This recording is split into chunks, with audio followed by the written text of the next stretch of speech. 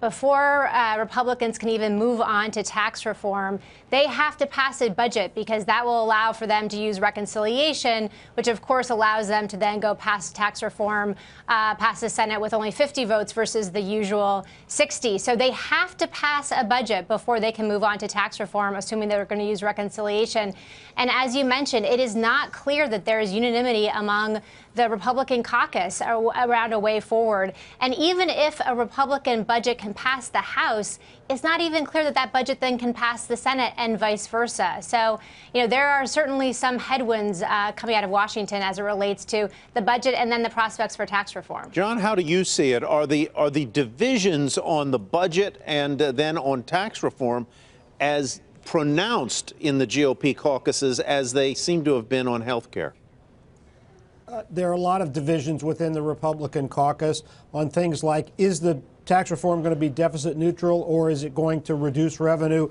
We just heard earlier on halftime report, one of the economic analysts on said, well, why do tax reform if it's revenue neutral? It's got to be something that reduces revenue to the government to stimulate the economy. There's no agreement on that. There's no agreement on what exactly the contours of it are. Consider what the outlines of the budget that Ilan was just talking about a moment ago. She said the House Republican budget wants lower rates, wants a territorial system. Both of those would reduce revenue to the government, but also they want it to be deficit neutral. Well, if it's going to be deficit neutral, that means they've got to raise taxes on somebody else to compensate for those lower benefits.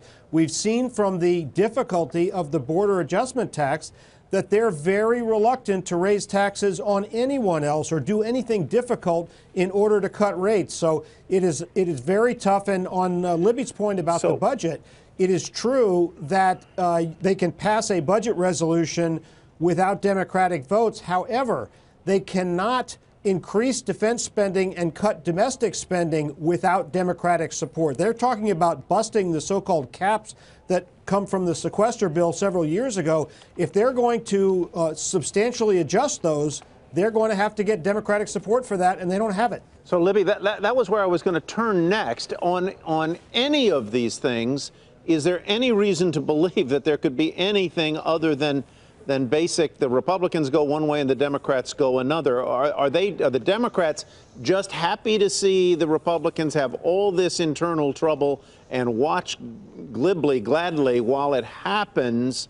Or is there a point at which they really do become obstructionist? Some people would say they are already, but at which the public realizes that they are just not playing ball and that they too are the problem?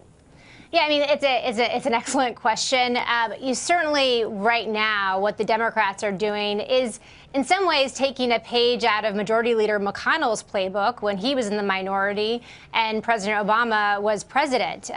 McConnell really did an effective job of making sure his caucus was cohesively against, the Democratic agenda. So in some ways, I think Democrats are seeing the success of Mitch McConnell when he was minority leader. And of course, now he's majority leader, so he won the majority in terms of sort of advancing a more obstructionist agenda. But to your point, is there a point where Democrats feel like they have to come to the table?